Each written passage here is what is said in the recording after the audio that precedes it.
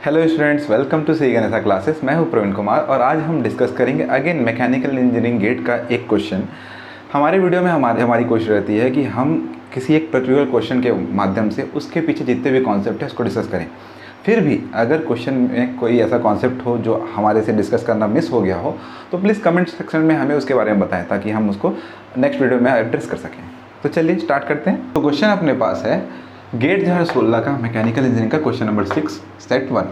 Question कहता है a rigid body of weight 100 newton is suspended with the help of a string. The ball is pulled by a horizontal force F such that the string makes an angle of 30 degree with the vertical. The magnitude of force in newton is what.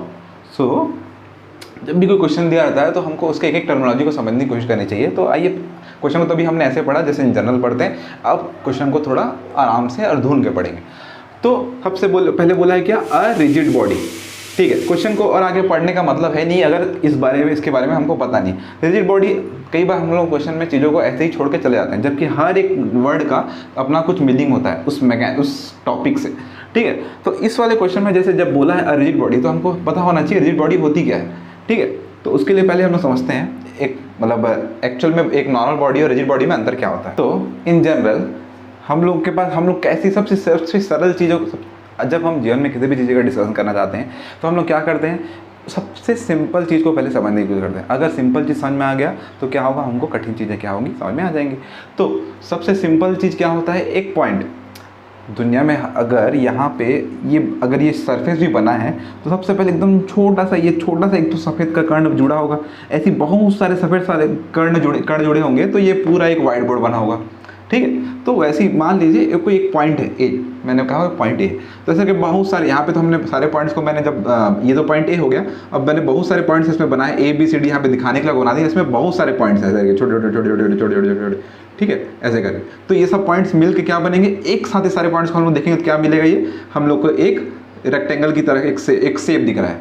और mechanical term में हम लोग जब इसको इस तरीके से दर्शाते हैं तो क्या बोलते हैं, इसको बार बोलते हैं। ठीक है, तो अब इसको वापस से हम लोग नॉर्मल फॉर्म में देखते हैं जैसे पहले था। तो अगर इसमें मान लो हम लोग 4 पॉइंट मार्क करते हैं A B C और D। ओके, सो जब किसी भी दो पॉइंट्स के बीच का डिस्टेंस अगर हमेशा कांस्टेंट रहा, चाहे इसके साथ कुछ भी हो जाए, तो वो क्या कहलाता है, वो रिजिड बॉडी कहलाता है। तो अगर मान लीजिए हम लोग कोई भी 2 पॉइंट पकड़ेंगे A और B और इसके बीच का डिस्टेंस को क्या बोलेंगे, D। तो अब इसको कैसे भी डिफॉर्म करेंगे इस मटेरियल को, तो इन दोनों पॉइंट्स के बीच का डिस्टेंस कभी भी चेंज नहीं होगा। तो अब हम लोग कैसे बताएं, चलिए एग्जांपल देखते हैं जिसमें ये डिस्टेंस चेंज हो रहा है। तो ये 2 एग्जांपल मैंने यहाँ पे लिए हैं। ठीक है, इस वाले केस में जब फोर्स इसी बार पे कुछ इस तरीके से लग रहा है तो क्या हो रहा है, यहाँ पे ये मटेरियल क्या हो रहा है, बेंड हो रहा है। ये बार क्या हो रहा है, बेंड हो रहा है। तो जब बेंड हो रहा है तो ये बेंड, जब अगर ये दोनों डिस्टेंस हमेशा ऐसे फिक्स रहेंगे बोलेंगे तो कभी भी बार इस तरीके का शेप नहीं ले पाएगा। राइट, तो मतलब उसको यहाँ से लेके इस बी को थोड़ा सा नीचे जाना पड़ेगा, मतलब अपना पोजीशन को चेंज करना पड़ेगा, तब जाके कुछ इस तरीके से। तो इस वाले केस को हम लोग क्या बोलते हैं, रिजिड बॉडी मोशन। ओके, और इस वाले केस में जहाँ पे हम लोग बार को सिर्फ और सिर्फ स्ट्रेच कर रहे हैं तो यहाँ पे कोई डिस्टेंस यहाँ पे ए और बी का चेंज नहीं हो रहा है, इसलिए यहाँ पे हम लोग क्या बोलते हैं, ये वाला नॉर्मल बॉडी का, ये रिजिड बॉडी मोशन है और ये क्या है, नॉन रिजिड बॉडी मोशन है।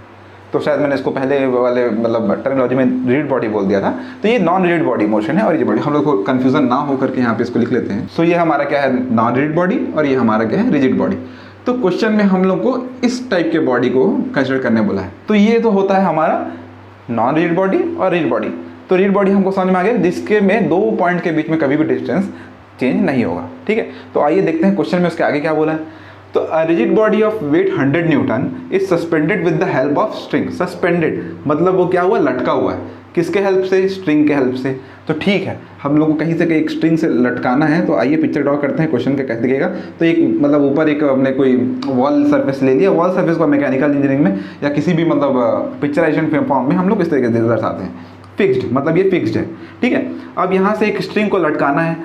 ठीक है, the ball is pulled by a horizontal force F। So इसमें जो बॉल था रिजिड बॉडी और weight 100 is with the help of string. तो जो यहाँ पे इसने बॉल को बॉल बोल दिया, जो रिजिड बॉडी था उसका वो क्या है, वो बॉल है। ठीक है, तो उसको हम लोग कैसे शो करेंगे कि वो स्ट्रिंग से कैसे सस्पेंडेड है। मान लो पहले वो इस तरीके से था, कुछ इस तरीके से, ठीक है।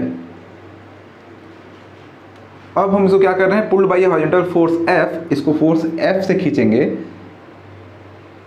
सच दैट द स्ट्रिंग, जो ये स्ट्रिंग है वो क्या करेगा, एक एंगल ऑफ 30 डिग्री बनाएगा, किससे, with the help of vertical.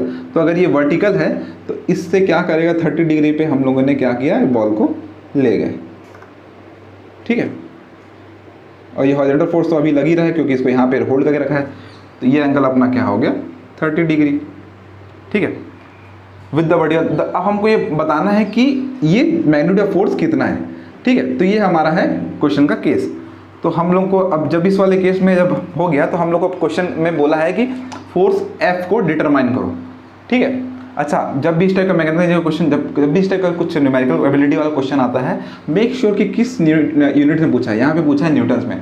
कई बार बच्चे इसीलिए गलती कर जाते हैं कि आंसर तो उन्होंने सही निकाला, लेकिन क्वेश्चन में बोला है मेगा पास्कल, मतलब किसी और मतलब इसको किलो न्यूटन में टर्म्स में लिखो, तो जो भी नंबर आएगा उसको डिवाइडेड बाई 1000 करके लिखना पड़ेगा, तो स्केल करना पड़ेगा। तो छोटा ट्रिक रहता है, कई बार प्रॉब्लम उसमें भी हो जाती है। आपने तो पूरा कॉन्सेप्चुअली प्रॉब्लम सॉल्व किया, लेकिन एक छोटी सी गलती की वजह से आपका वो मार्क्स कट जाएगा, ठीक है। तो ये है। तो क्वेश्चन देखने के बाद हमको ये सोचना है कि इस क्वेश्चन को सॉल्व करने के लिए हमको इंग्रेडिएंट्स क्या क्या चाहिए होंगे, मतलब हमको किस चीज़ का नॉलेज होगा तो ये क्वेश्चन हमारा सॉल्व हो जाएगा, ठीक है। तो हमने क्वेश्चन को पढ़ के उसका फिगर तो बना लिया, ठीक है। कुछ उसमें फोर्स की बातें हो रही हैं, कुछ बॉल वाल लटका उटका है, तो इस तरीके का तो कुछ सीन है।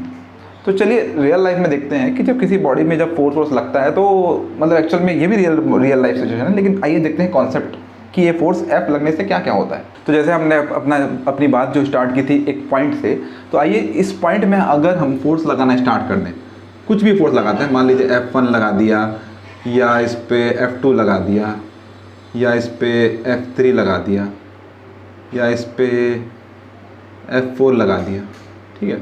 तो इस तरीके से किसी डायरेक्शन में फोर्स लगा सकते हैं। हम लोगों ने किसी रेस्ट्रिक्ट नहीं किया है कि कुछ आप इस तरीके से लाइए, इस तरह लाइए। तो ये फोर्स लगाने के बाद इस बॉडी के साथ क्या हो रहा है, ठीक है।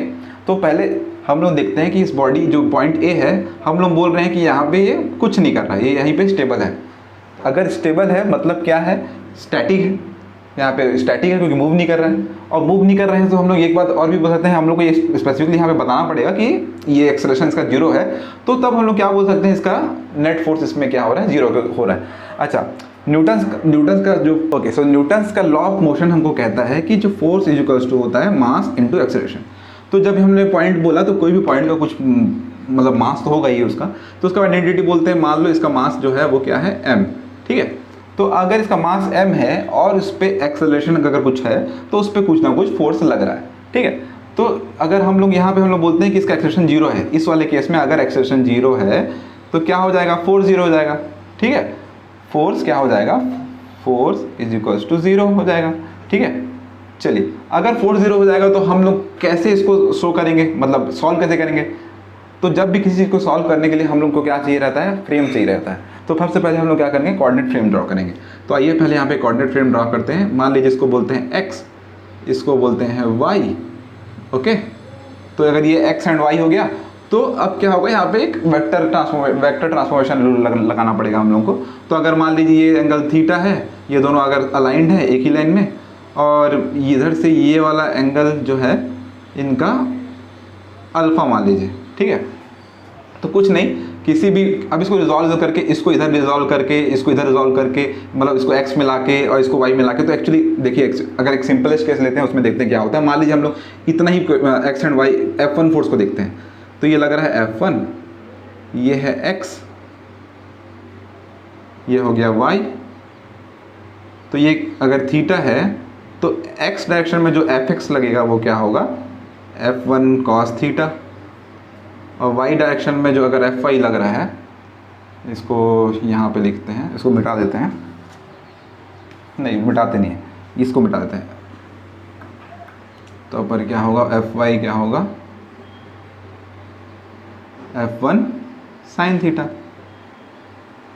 तो सिमिलरली हम लोग सबको रिजॉल्व कर लेंगे, और जो x डायरेक्शन में जो पॉजिटिव डायरेक्शन में उसको प्लस करेंगे, और जो माइनस में होगा माइनस करेंगे, और सबको सम को 0 कर देंगे। क्योंकि जो अगर कोई बॉडी अगर एक्सेलरेशन नहीं है तो उसमें नेट फोर्स क्या होगा, जो भी हमने देखा नेट फोर्स उसमें क्या होगा, 0 होगा। तो मतलब वो क्या है, वो इक्विलिब्रियम है। तो अब अगला सवाल ये है कि क्या फोर्स सिर्फ इस तरीके का ही मोशन करा सकता है, बॉडी पॉइंट को ही खींच सकता है? नहीं, मतलब इस तरीके की बॉडी में भी फोर्स लगाता है और हमने देखा भी है कैसे। जैसे अगर मान लीजिए फोर्स किस तरीके से आएगा तो बॉडी को स्ट्रेच करेगा, कुछ इस तरीके से लगाएगा तो बॉडी को बेंड करेगा। लेकिन बेंडिंग हम लोग नहीं कैसे करेंगे क्योंकि हम लोग नॉन रिजिड बॉडी मोशंस को नहीं देख रहे हैं, हम लोग केवल देख रहे हैं रिजिड बॉडी मोशन को, और क्वेश्चन में हमको बोला भी है रिजिड बॉडी। ओके, सो आइए अब समझ गए इस वाले प्रॉब्लम में क्या है। ये जो पॉइंट यहाँ पे, जब यहाँ पे फोर्स लगने की बात हो रही है तो हम लोग जब यहाँ पे इसको देखते हैं, इस पोजीशन में रख दिया गया है। क्वेश्चन में जब बोला है कि ये फोर्स लगा के हम लोगों ने यहाँ पे इसको होल्ड करके रखा है, तब यहाँ पे होल्ड करके रखा है मतलब क्या है, इस पे कोई मोशन नहीं है, कोई मोशन नहीं है, मतलब क्या हो गया इसका एक्सेलरेशन इज इक्वल्स टू क्या हो गया, 0 हो गया। ठीक है, तो एक्सेलरेशन 0 हो गया मतलब हम लोग क्या हो गया, sum F is equals to M A के हिसाब से अपने पास नेट फोर्स जो होगा एफ नेट, ये एफ नेट क्या होगा, summation of F is equals to 0 होगा। ठीक है, बस इतना ही चाहिए था इस क्वेश्चन को सॉल्व करने के लिए। Summation of F is equals to 0 अपने को मिल गया, इतना ही चाहिए था। तो आइए इस पे जो समेशन ऑफ जब एफ जो करना है हमको, उसके लिए फोर्स को हम लोग को मतलब देखना पड़ेगा कि इसमें क्या क्या फोर्सेस लग रहे हैं। तो आइए देखते हैं। तो जब भी इस टाइप का क्वेश्चन हमको मिलता है तो सबसे पहले हम लोग को उसका बॉडी का क्या करना है, फ्री बॉडी डायग्राम ड्रॉ करना है। ठीक है, अच्छा ये फ्री बॉडी डायग्राम क्या बोला है, फ्री बॉडी डायग्राम कुछ नहीं होता, कोई भी एलिमेंट अगर हम लोग पकड़ेंगे तो उसको सिस्टम से निकालने पर जिस चीज़ को जैसे जैसे निकालते रहेंगे तो उसमें क्या क्या फोर्स उसको उसके निकालने के एवज में देना पड़ेगा, वो होता है क्या, उस बॉडी का एफबीडी। तो मान लीजिए यहाँ पे जैसे ये बॉल है, इस बॉल को हम लोग यहाँ से निकालेंगे। ठीक है, तो सबसे पहले निकालेंगे तो क्या होगा, एफ तो इसमें लग ही रहा है तो एफ हमने लगा दिया। ठीक है, यहाँ पे अच्छा इस पे क्या बोलते हैं, यहाँ पे जो लोड दिख नहीं रहा है जो लगाया हुआ है, हमेशा mg हमें को खींचते रहता है, तो यहाँ पे वेट दिया हुआ है क्वेश्चन में 100 न्यूटन। ठीक है, तो वेट अपने को क्या लगेगा, 100 न्यूटन। ये जो स्ट्रिंग है जब इसको मतलब इसको तोड़ेंगे, इसको अलग करेंगे तो कितना मतलब इसको यहाँ पे होल्ड करके रखना पड़ेगा। मतलब स्ट्रिंग को तोड़ने पे यहाँ पे स्ट्रिंग को जिस तरीके से होल्ड करके रखा है, तो स्ट्रिंग को जब निकालेंगे तो क्या किस तरीके से दिखेगा, वो टेंसाइल फोर्स की दिखेगा, टेंशन की तरह दिखेगा। तो टेंशन यहाँ पे हम लोग का सब्सक्रिप्ट टी ले लेंगे। ओके, तो इस तरीके से इस पर ये फ्री बॉडी दिखेगा, इसका एफबीडी दिखेगा। तो आइए इसको फिर अब सॉल्व करते हैं। जैसे अभी हमने वेक्टर अलजेब्रा का हल्का सा डिस्कशन किया था कि इस तरीके से जब फोर्स लगता है तो हम लोग उसको किसी कोऑर्डिनेट फ्रेम में ले जाना पड़ेगा और वहाँ पे उसको रिजॉल्व करके उस कोऑर्डिनेट फ्रेम में प्लस एंड माइनस देखना पड़ेगा, क्योंकि हम लोग को जब प्लस एंड माइनस करना है तो किसी रैंडम डायरेक्शन में तो नहीं कर सकते। ठीक है, तो आइए देखते हैं। सो अब हमें इक्विलिब्रियम देखना है, तो हम लोग इक्विलिब्रियम क्या करेंगे, पहले एक्स डायरेक्शन में देखेंगे और फिर वाई डायरेक्शन में देखेंगे। खैर ये एक्स डायरेक्शन में पहले देखना है या वाई डायरेक्शन में पहले देखना है, वो आपको डिपेंड करेगा क्वेश्चन में क्या क्या इन्फॉर्मेशन गिवन है अपने को। तो लेट्स से हम लोग स्टार्ट करते हैं एक्स डायरेक्शन में फोर्स का इक्विलिब्रियम लिखने के लिए। तो एक्स डायरेक्शन में क्या क्या लग रहा है, मान लो हम लोग पॉजिटिव साइड को इसको एक्स को इस तरफ को डायरेक्शन को पॉजिटिव एक्स मानते हैं, इस तरफ को नेगेटिव एक्स, इधर को प्लस वाई, इधर को माइनस वाई।